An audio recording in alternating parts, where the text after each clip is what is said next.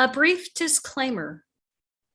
The viewpoints expressed in the following program are not necessarily those of Georgia Southern University, the Department of Human Ecology, or other faculty or staff.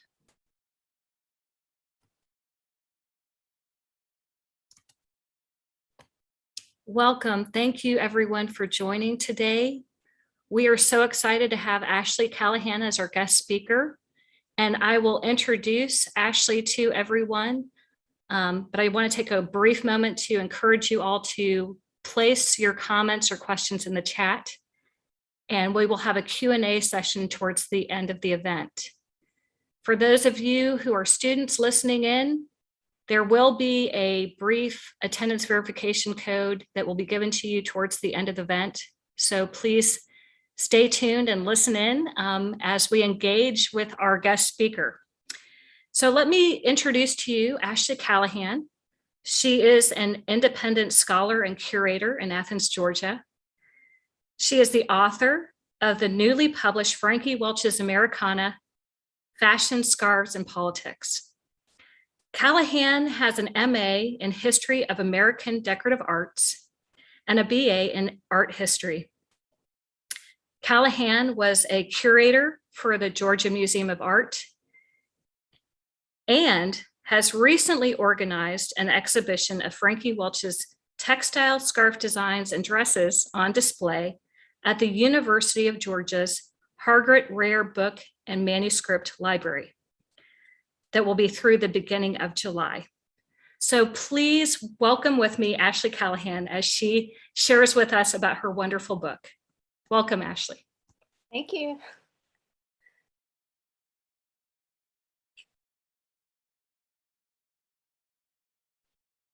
All right.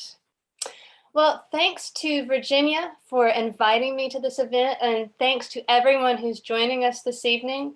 I'm really happy to share my research on Frankie Welch, and I'm also pleased that we're doing this not only during Women's History Month, but on her birthday. Frankie would have been 98 today. And I want to give Frankie as much time as possible, so I'm going to jump right in with an overview of her career, highlighting some of her scarves, including several with connections to Georgia, and then I'll answer questions. My talk is based on my research for the book recently published by the UGA Press with Georgia Humanities, and for an exhibition that's currently on view at the Hargrett Rare Book and Manuscript Library at the University of Georgia in Athens. And the exhibition will be up through July 8th. So Mary Frances Frankie Barnett was born in Rome, Georgia in 1924. She was the youngest by far of 4 children. And in the photo on the left, she's with her next youngest sibling, her sister. And even at a young age, she demonstrated a skill for fashion and design. She graduated from high school in 1941, then went to Furman University, where she majored in clothing and design. She exhibited an entrepreneurial streak there, and as a student, she set up a small business in her dorm room, helping, as she described them, the rich girls get dresses made for the various balls and parties. Her father, who worked for the telephone company, had saved enough money for her tuition, but not for books and other expenses, so she needed to earn some money herself. After her junior year of college, she married her childhood sweetheart, Bill Welch, and he was serving in World War II at the time. So they lived briefly in Pensacola, where he was stationed. Then they went to Rome for a short time, where she taught home economics at the local high school. She also took summer courses at UGA in 1946 and 47 to earn her teacher certification requirements. The young couple returned to Furman in 1947, and Frankie graduated in 1948 and Bill in 1950.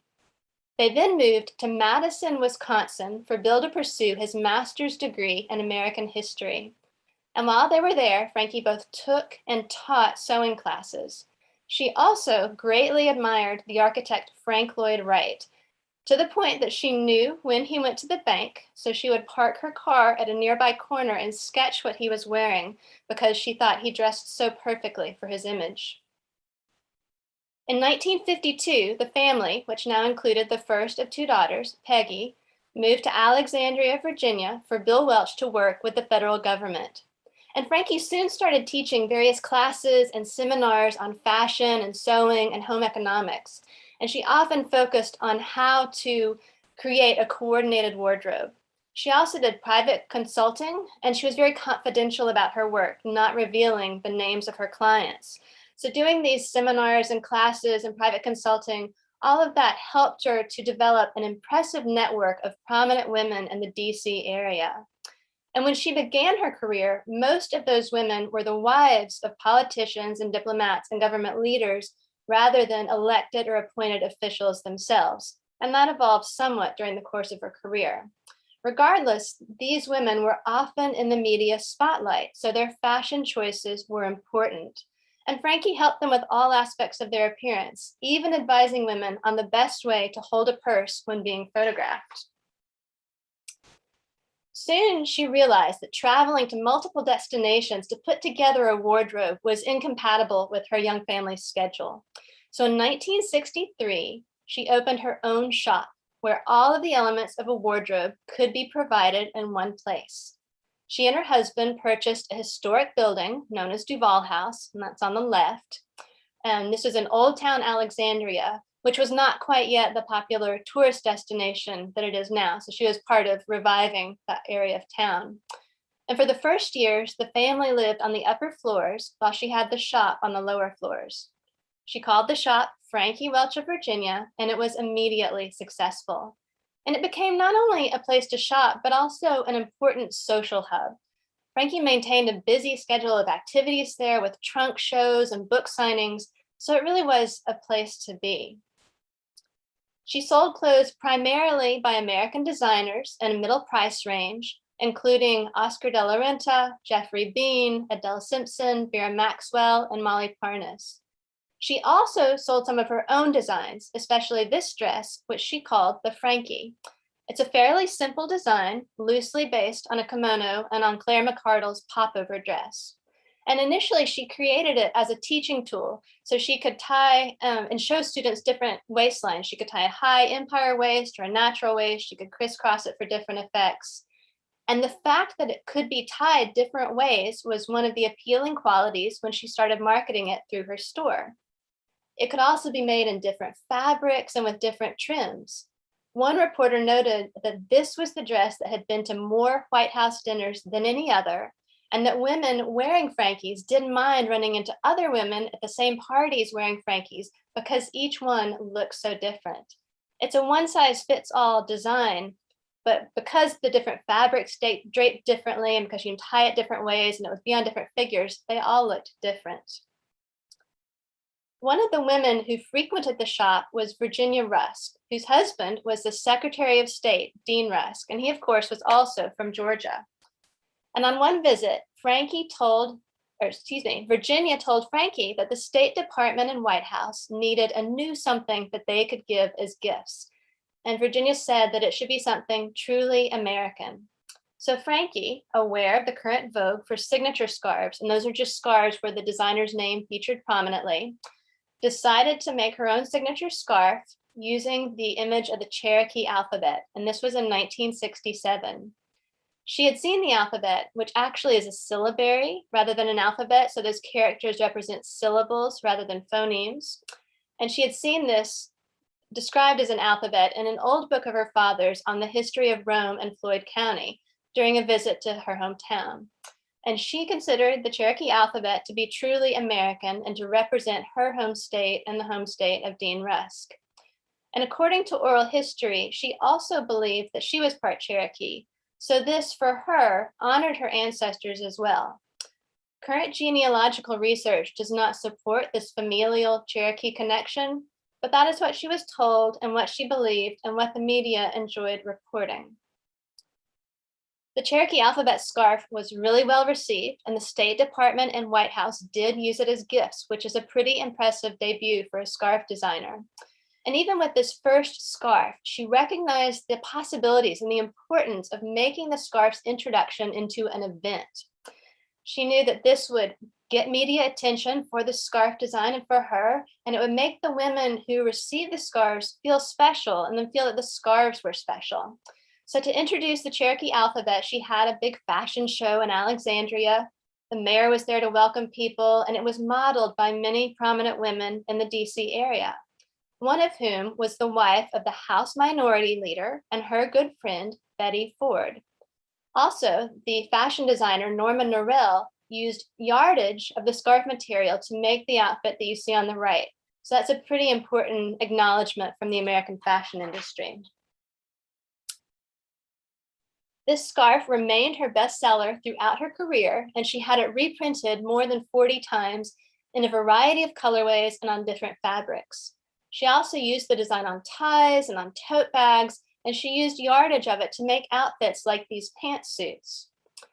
A friend of Frankie's, LaDonna Harris, who's a prominent Native American rights activist and who is Comanche, wore one of these pantsuits when she and her husband, who is a congressman from Oklahoma, went on the Dick Cavett show, and it looked amazing, as you see on the right. And LaDonna Harris liked wearing the Cherokee alphabet design because it was a conversation starter, and it helped her to talk to people about Native American issues and rights. And I'm really honored that Ms. Harris wrote the preface for the book on Frankie Welch. Frankie's second scarf in early 1968 also was a high-profile affair. A couple of the women who worked for Lady Bird Johnson, who was the first lady at the time, were frequent visitors to Frankie's shop, and they were Bess Abel and Liz Carpenter. And through them, Frankie ended up designing a scarf for the first and only fashion show to take place at the White House. And the show had the theme of Discover America in Style, and it featured American designers, and the backdrop for the runway was a projection of slides of beautiful tourist destinations across the country, and the band played patriotic music. It was attended by the wives of the governors. There was only one female governor at the time, and she was unable to attend, as well as some designers and other VIPs. For her scarf, Frankie used the words Discover America over an abstract shape of the continental US in red, white, and blue. And the scarves featured prominently on the runway, and all of the attendees received one as a gift. And they actually received temporary scarves, then were sent professionally manufactured scarves. This fashion show came together really quickly in just about 3 weeks, so Frankie didn't have time to have the scarves professionally printed. So she and the White House drafted a bunch of volunteers to go to her shop and hand paint and hand screen print and hem these initial scarves. I also want to mention that there's a brand new book out by Kimberly Chrisman Campbell titled Red, White, and Blue on the Runway, and it's all about this fashion show. And it was really fun to have these books in production at the same time because we were able to share really helpful information with each other. After the fashion show for Lady Bird Johnson, who was a Democrat, Betty Ford asked Frankie for equal time for the Republicans. And they decided that she would design a documentary fabric around the theme of fresh as a daisy, rather than using the traditional elephant motif. So she created this daisy print, and it was used to make dresses for hostesses to wear at the opening luncheon for the Republican National Convention in Miami that year. And from a distance, it looks like just a simple floral print, but up close, she included the words Republican National Convention and the date, August 5th, 1968, and the location, Miami, Florida. Then she designed hostess dresses and a scarf for supporters of Vice President Hubert H. Humphrey, who also ran for president in 1968, and he was a Democrat. For these dresses, which she called H-line dresses, which is kind of a play on the popular A-line silhouette, but H for Hubert Humphrey, she wanted them to be both highly visible in the media, which they were, and she wanted them to be fashionable beyond the novelty of this one election season. And that they were appreciated as stylish is especially well conveyed by one story in particular. So one day, Betty Ford was at Frankie's shop selecting outfits to wear to the Republican National Convention. And when Frankie came in, Betty was wearing an H-line dress that she thought was really pretty. But Frankie said, "Oh, Betty, you have to take that off. That's for supporters of Hubert Humphrey." So Betty took it off and decided that she would not buy it after all. Richard Nixon was the winner of the 1968 election, and Frankie designed scarves for him that were given out at his inaugural ball. The media certainly noted Frankie's ability to be bipartisan, and she believed that was an important key to a successful business. And she liked to be able to say that Democrats and Republicans shopped side by side in her shop. After the amazing success that Frankie experienced during the 1968 election, especially all the media attention and the really large order of Humphrey scarves, she decided to expand her scarf business. She put together a brochure about her scarf designs and sent it out to 5,000 American businesses, telling them that she could make them a scarf that was fashionable and personalized and meaningful. So much of her scarf production focused on limited edition custom scarves that businesses or individuals or churches or schools or museums or various associations could commission. Some of these were souvenirs of events, swag at conferences, gifts to patrons, but they could be used as fundraisers or incentives. She really could work out a way for anyone to need and want a scarf, and she loved selling them. She designed likely thousands of scarves during the 60s, 70s, 80s, and well into the 90s. And there's no master list, so I'm not sure exactly how many she did, but I'm going to focus on a few designs now with connections to Georgia. One of her first scarves specifically for Georgia was this variation of the Discover America scarf from 1969, where she added the repeated words, "See Georgia First." She introduced it in Rome while she was there to be honored by a Frankie Welch Day. And it was produced in this colorway with brown and orange, as well as in a red, white, and blue version. And the scarf was also used as part of the outfits worn by hostesses at welcome centers in Georgia. And on the right, you see Hetty White, who was Miss See Georgia First, and she's wearing a See Georgia First scarf around her neck, and then she has two scarves that were used to make a skirt. And she is attending the Georgia display at the Canadian National Exhibition in 1969. And this image is not from Frankie's archives, but one of the great people at the Hargrett found it in the Bill T. Hardman papers at the Russell Political Library, which is also in special collections.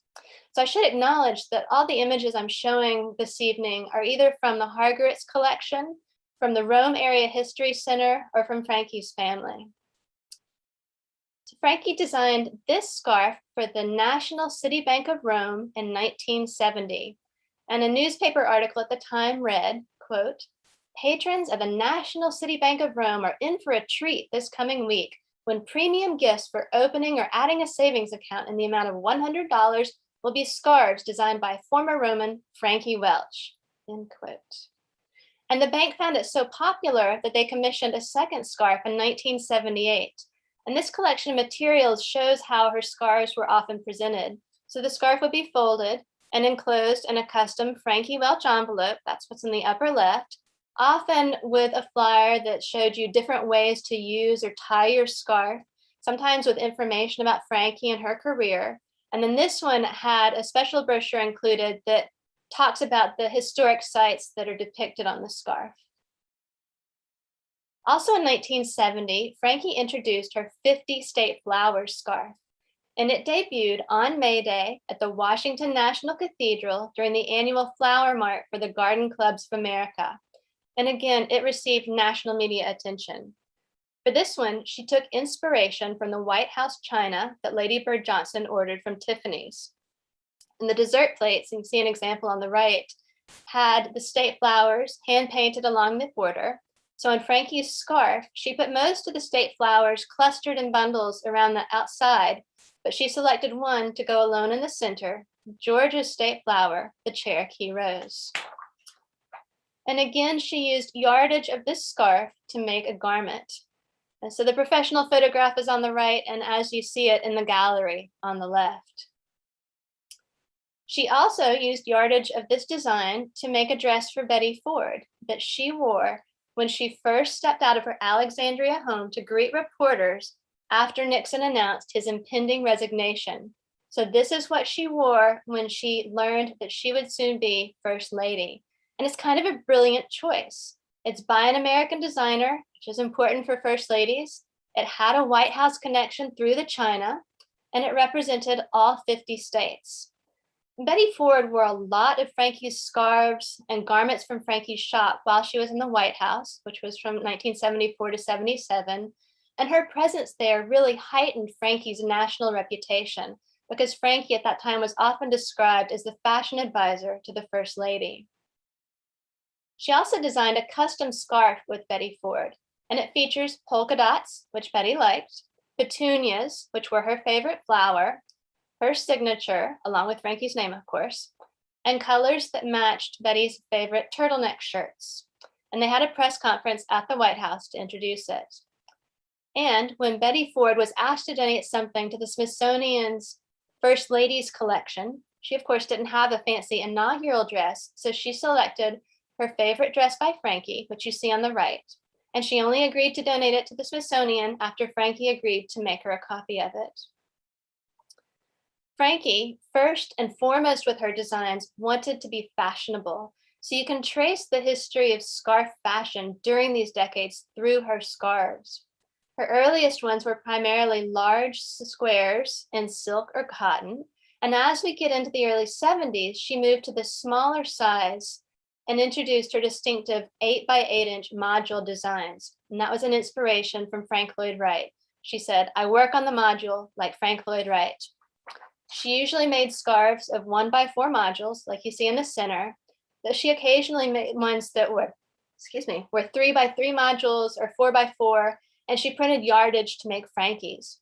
She also hemmed single modules and called them napkerchiefs, which is a combination of napkin, like a cocktail napkin, and handkerchief. And often in the 1970s and the first half of the 80s, her scarves were made of the popular fabrics of the era. So you see a lot that are polyester or triacetate, and one synthetic she particularly liked was Kiana, which is a silky nylon. This particular scarf was one of her earliest module scarves, and it came about after one of her friends from Rome was in DC lobbying for support of libraries. The friend wasn't having much luck, so she decided that what her group really needed was a Frankie Welch scarf. So she convinced the Georgia Libraries Association to commission these scarves, and they were introduced at a Georgia Libraries Association conference on Jekyll Island in 1971. And they asked her to recognize Georgia very subtly in the design. So she included the Library of Congress and Dewey Decimal call numbers for books on Georgia history. And on the right is her daughter Jeannie modeling one of the scarves. And partly because of the success of her Cherokee alphabet design, Frankie introduced other Native American inspired designs, including this one of turtles from 1971. And the turtle motif is based on an image she saw on a piece of pottery in Arizona. So I do want to acknowledge that now we understand this as cultural appropriation, which is a sensitive, though certainly not new topic in fashion. And not by way of excuse, but just to provide context, I reiterate that she believed all of her life that she was part Cherokee, and that prominent Native American women wore her designs, both at the time and in the early 21st century when Wilma Mankiller, who was the first female principal chief of the Cherokee Nation, repeatedly wore one of her Cherokee alphabet scarves. And Frankie's designs were also part of a larger vogue for Native American inspired designs. So if you think of hippie clothing with lots of leather and fringe and feathers and beads, that's another expression of the same style or impulse. So with these designs, she was being fashionable. And as with many of her designs, she produced turtles as a scarf, and she also printed yardage to make garments, especially her Frankie dresses. And she also made little Frankies for children, as you see on the on the left. And when we celebrated the opening of the exhibition at the Hargrett, a couple of Frankie's great-granddaughters wore some of her original little Frankies, and it was really special to see them there. In 1973, Frankie introduced a group of 4 more Native American inspired designs that she promoted with Goldwater's department store in Arizona. And one of those was based on Cherokee basket patterns. That's what you see here. And she used one of those designs on the cover of a book she wrote titled Indian Jewelry.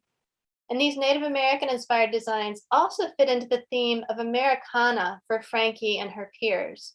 Now, always somewhat nebulous in meaning, in the 60s and 70s, the term Americana generally suggested early American antiques, folk art, colonial revival designs, or simply anything in a red, white, and blue color scheme.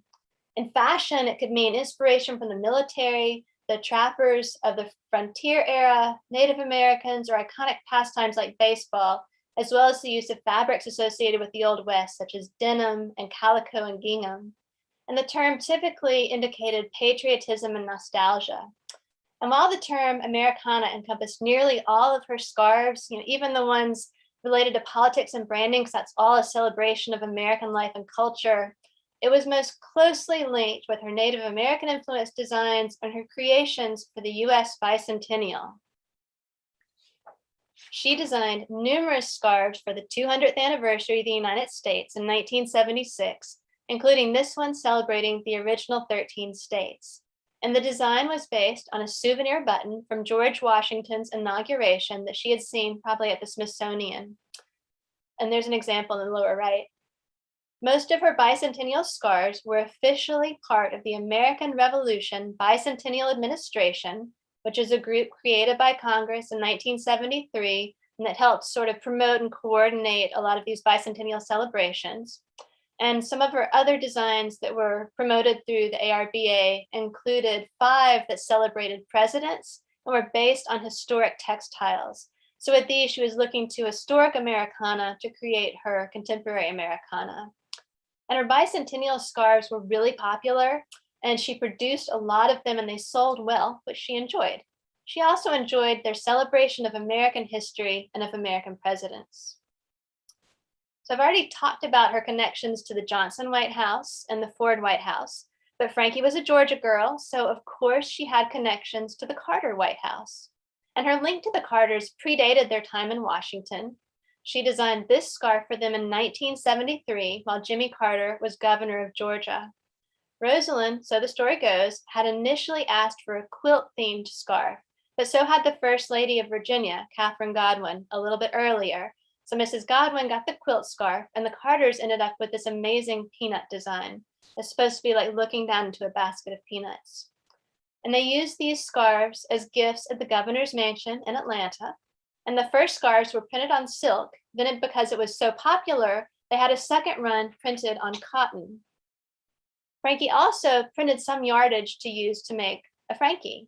And this dress, I think, just has it all. It's by an American designer. It's by a woman who's from Georgia. It's got a connection to the Carters. It's covered in peanuts. It's really just Americana fashion at its best. So the dress on the left is in the collection at UGA. And on the right, you see Rosalind Carter wearing a peanut Frankie in the governor's mansion. I don't know if it's the same dress or if Frankie made multiple of them. Either way, this was the first example of Frankie's designs that I encountered, and it remains one of my favorite objects. And because the first peanut scarf was so successful, when she was asked to design a scarf for Jimmy Carter's presidential campaign in 1976, she returned to peanuts. And that is Frankie's son-in-law, Paige Williams, modeling the peanut tie and pocket square.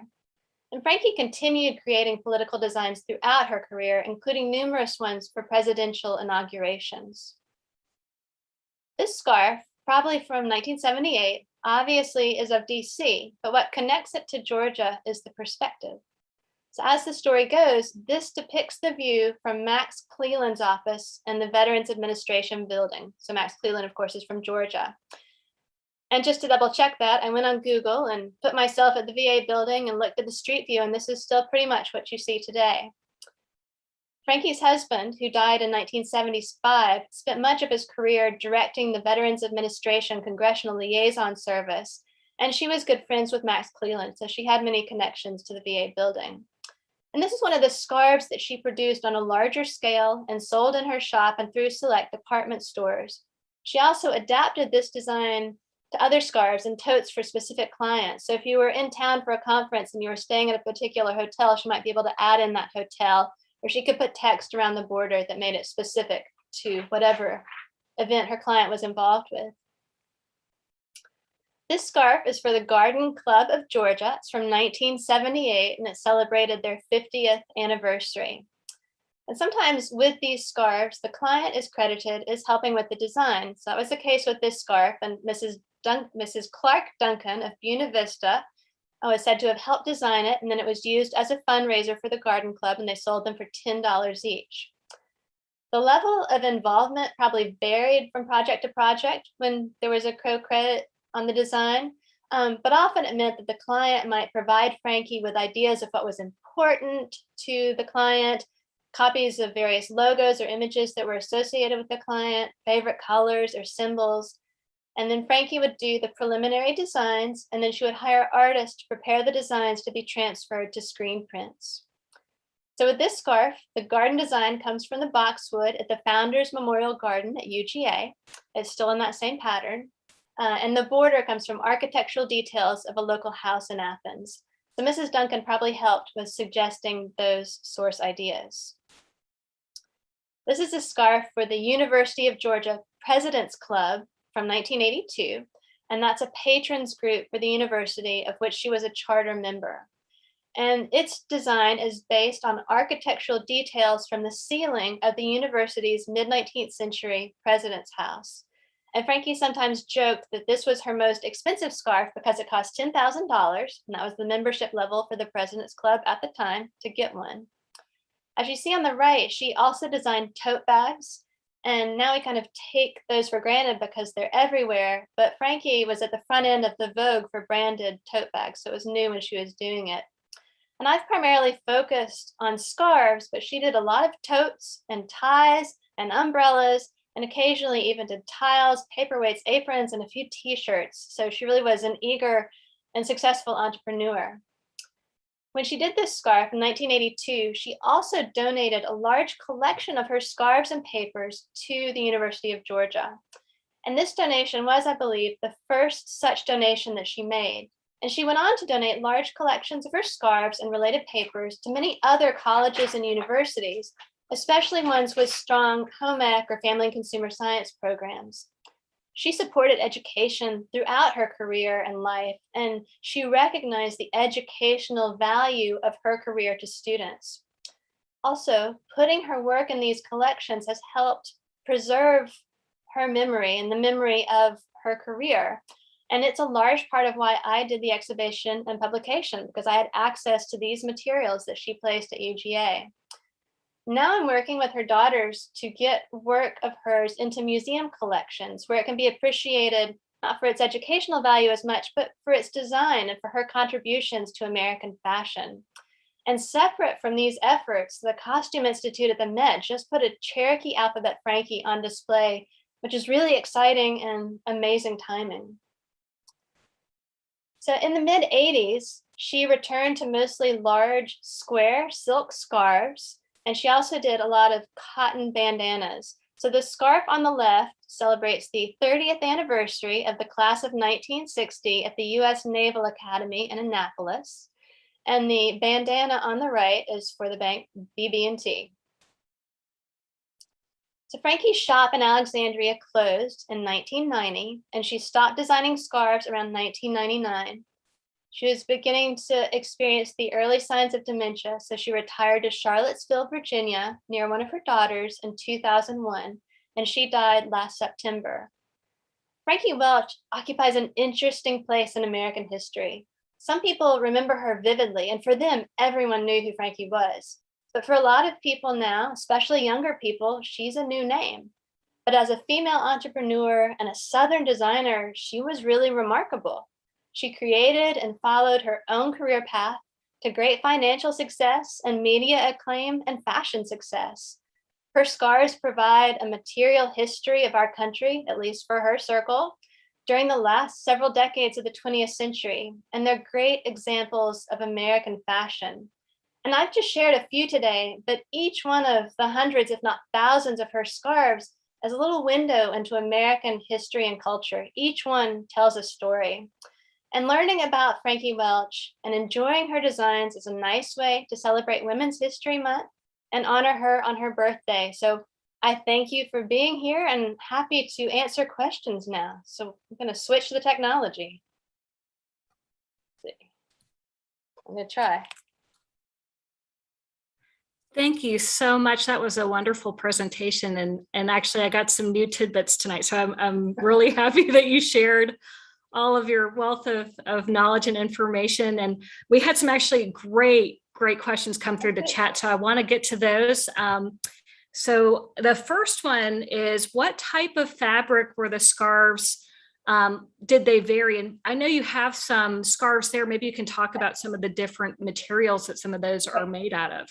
Well, most of her early scarves, like the 50 State Flowers, are cotton or silk. that's what would have been popular. And then when she gets to the, when she gets to the 70s, like with the library, she was using the popular synthetics of the era. So you see a lot that's polyester, or she really liked Kiana, which is a silky nylon.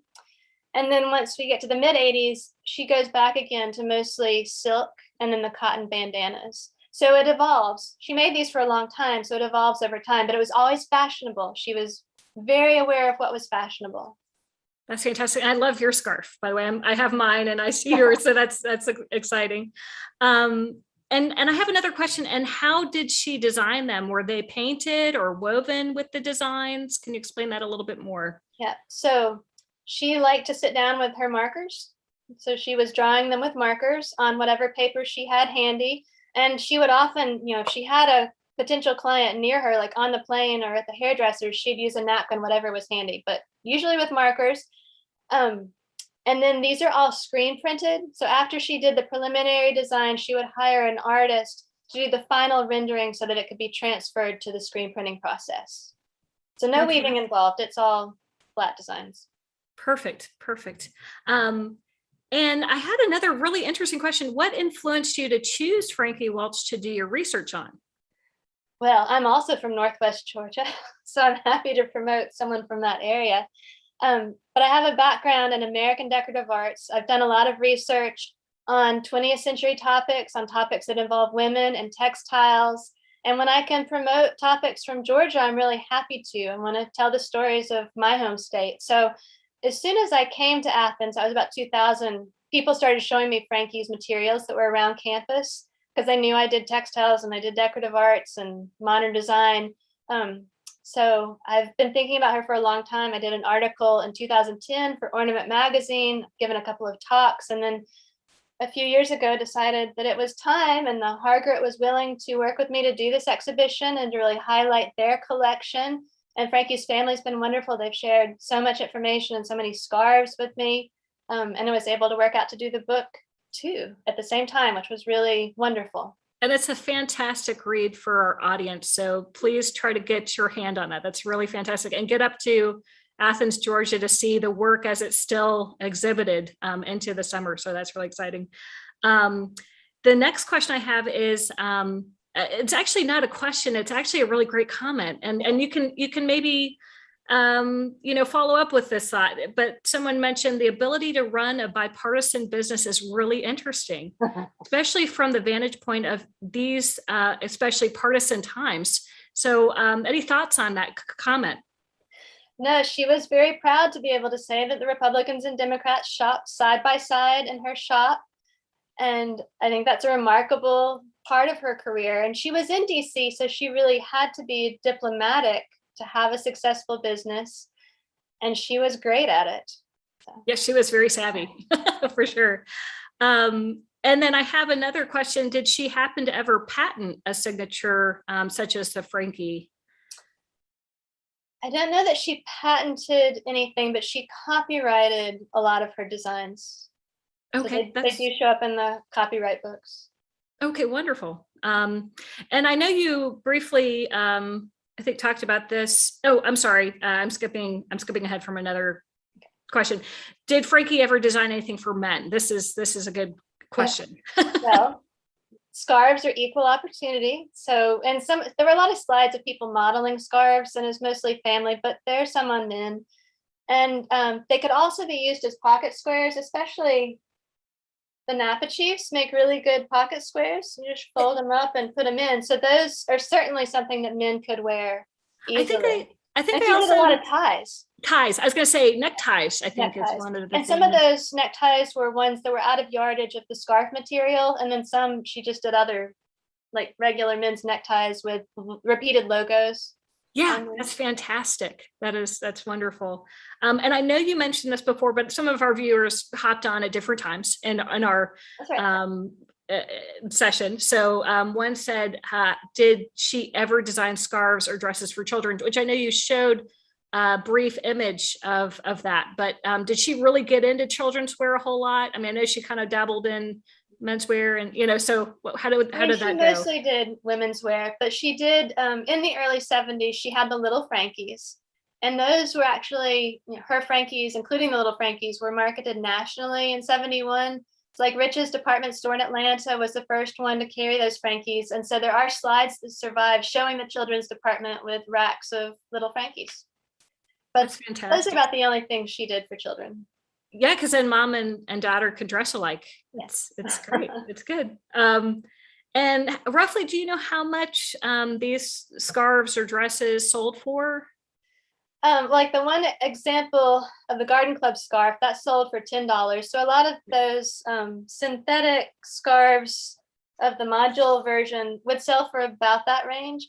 It varied a lot because she worked for so long, and working in different sizes and different materials, and it would depend. Some things she made huge runs of, and those could be less expensive, and some they're very limited editions, so those might have been more. I do have all that written down in my book, but I don't have all the figures committed to memory. But by chance, do you recall what a Frankie would have gone for? I don't know if they varied also, because Okay. again, she sold those from the mid 60s to the mid 80s. And it depended, if you had silk or cotton, it would affect the price a lot. And if you had just a regular fabric that she had yardage of, as opposed to one of her custom scarf fabrics, but in the like $75 to $125 range. Okay. And you can put that into the CPI calculator to figure out what it is today. Yeah, there you go. That's fantastic. And then another question, I think this person was maybe trying to summarize some of the thoughts from the presentation, but they were saying basically she created a garment that was aesthetically pleasing through design while giving an aesthetic experience for certain moments, events, or people. I think that's a fair assessment, right? Because they're almost like they're time markers almost, right? Like they're periods of history that are captured through fabric, which is like, to me, fascinating. Like I look at her work and I think, what must it have been like to like been her, right? And to make these just amazing things. And sometimes I find a Frankie Welch design and I think, what is the history of this? Like, I don't have enough information. I mean, some of them give some pretty good information. I'm sure you've done a lot of digging for information on some. I mean, with a lot of them, she did include a lot of text, and they're pretty easy to figure out. And others have been more challenging for sure. And so the ones that I could figure out that I knew about in time for the book, I would put descriptions. Like I think if we look up ducks, yours is probably going to show up in the book. Because I won't say she was a great record keeper. It's not tidy and organized, but she was a prolific record keeper. So there's a lot of information out there in the collection at Rome, in the collection of the Hargrett, and with her family, just in these boxes. So I'll find little miscellaneous notes attached to some of the more unusual scarves, and that's helped me identify a lot of things. That's fantastic. Yeah. Each one, I kind of go down the rabbit hole of learning about this business or this person or this event. It's a lot of fun. That's so great. I have another question. It says some designers worked with pattern companies such as Vogue, Butterick, and McCall's. Did Miss Welch ever make a commercial pattern for her Frankie dress? Not that I know of. Okay. I know she made some needlework patterns from a couple of her designs for like making pillows, but I don't think she ever did a proper dress pattern with the Frankie. I think she was still selling it and enjoying the profits. Yeah, and it is fantastic. I will say the Fashion Design Student Association at UGA is having a big fashion show coming up, and they're inspired by Frankie. So they have, done a rubbing of some of the Frankie dresses, and they're going to do contemporary interpretations of these designs. Oh, that's so great. It's interesting. That is really interesting. I actually had gone and done some research myself and gotten some measurements. So I created a modern Frankie wrap, and it's going to be exhibited this year for CSA. So it'll be displayed, which I'm real excited about. It's a tribute to Frankie. So I think we all love her, especially not knowing about her earlier in life. I think finding out about her she's like such a treasure now. So it's exciting.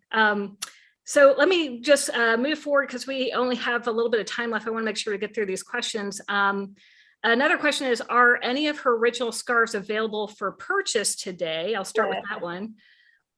Yes. I mean, they're available on the secondary market. So eBay and Etsy, places like that. And if you, in certain parts of the country, if you go to estate sales, you might have some luck.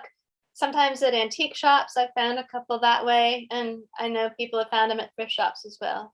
So I do feel like it's kind of like generational turnover that some of these are starting to hit the markets again. I will say there's more competition out there than there used to be, so I'm not buying as many as I used to. Yeah, But absolutely. that's good.